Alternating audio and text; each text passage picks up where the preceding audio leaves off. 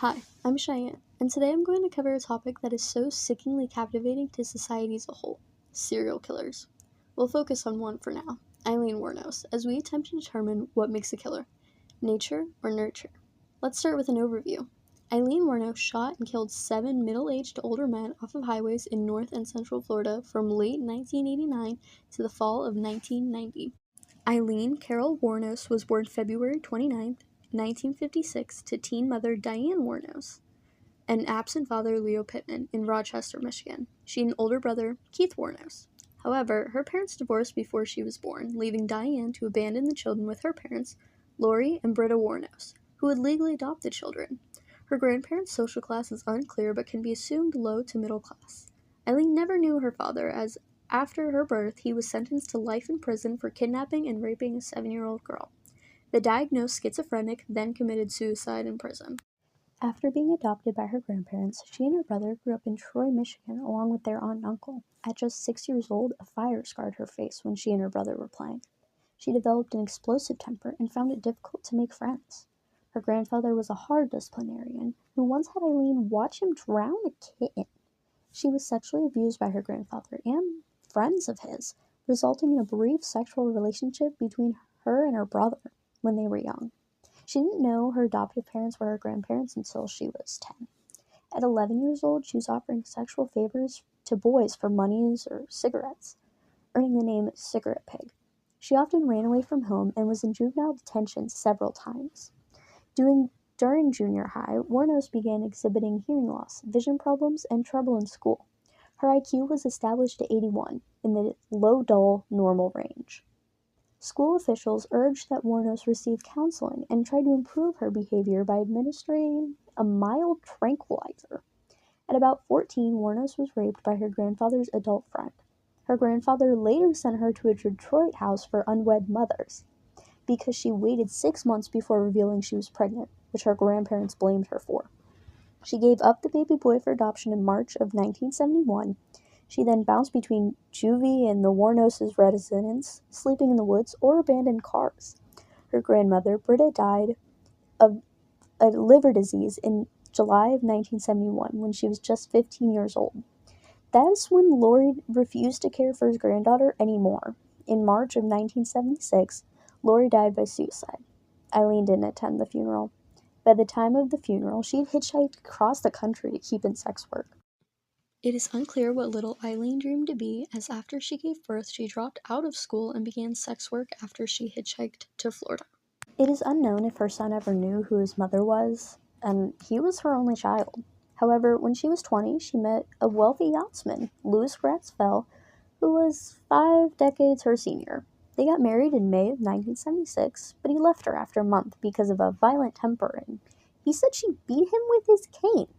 She claimed the opposite. They divorced in July of 1976, which was the same month her brother died of cancer. Then in June of 1986, Wuornos, going by Lee, met 24-year-old Tyra Moore, who she had a 4.5-year relationship with. However, she was a very jealous person and didn't like Moore talking or being around anyone else in their relationship. They moved to many different motels, apartments, and mobile home communities. Moore would eventually turn against Wuornos and start helping the police. Aileen's criminal record before her killings included forged checks, resisting arrest, theft, and drunk driving, which she often used fake names for. She was arrested in the mid-1970s for assault, disturbing the peace, and disorderly conduct. Then, in the early 1980s, served time for armed robbery and a drunk attempt to rob a convenience store in a bikini. Aileen Wuornos began her series of murders from late 1989 to the fall of 1990. After killing the men, she pawned their belongings using false identities, making it hard to track her. She claimed self-defense against all of her victims, which blurred the lines between victim and perpetrator, raising very complex questions about the impact of trauma and the nature of criminal responsibility. The bodies were typically found in wooded areas near highways, suffering from multiple gunshot wounds. Her first victim was Richard Mallory, a 51-year-old shop owner, whose body was discovered in December of 1989, after being shot several times in the chest. Other victims included David Spears, Charles Chardison, Troy Burgess, Dick Humphreys, Peter Sims, and Walter Antonio, all found with similar gunshot wounds. Forensic evidence linked the murders to a .22 caliber pistol, and Wuornos' fingerprints and DNA were found at different crime scenes, which were key in her conviction. Wuornos was arrested at the Last Resort Bar in Port Orange, Florida, on January 9, 1991. In the fall of 1990, reports of 2 women suspected for murder led Moore to flee to Pennsylvania, leaving Wuornos behind. The penalty phase of Wuornos' trial started on January 27, 1992. Moore struck a deal to provide evidence against Wuornos to avoid persecution, and police allegedly ignored her role due to her cooperation. This included a phone call in January where Wuornos confessed, saying her crimes were because she was desperately in love and wanted them to stay together. Despite legal advice, police recorded her confession to 7 murders. Wuornos claimed she was raped by Mallory, but details contradicted her confession. The court rejected her argument to suppress the video because the videotaped confession had already been leaked to the media, further influencing the public's perception of Wuornos. Wuornos testified despite her attorney's advice and invoked her Fifth Amendment right 25 times. In 2002, she was deemed mentally competent for the death penalty.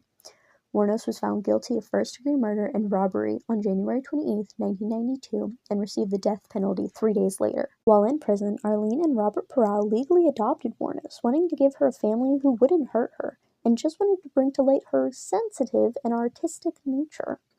At 46 years old, Aileen Wuornos was executed by lethal injection on October 9, 2002, in Stark, Florida. Her last words were, quote, "I'd just like to say I'm sailing with the Rock, and I'll be back. Like Independence Day with Jesus, June 6, like the movie, Big Mothership and all, I'll be back," end quote. She was then cremated and scattered by a tree in Michigan. She's portrayed in several movies and medias. Most recently, Aileen Wuornos, American Boogie Woman, from 2021. This is the part where another debate typically begins. However, after everything I've reviewed, I found that she's a classic example of nurture. I believe that even with the diagnosed personality disorders, if she had caregivers who wanted her to do her best to succeed in life, she could have had at least semi-normal semblance of a life. But after everything, we will never know who she could have been, and only who she had to be to survive. And by no means am I saying that what she did was okay.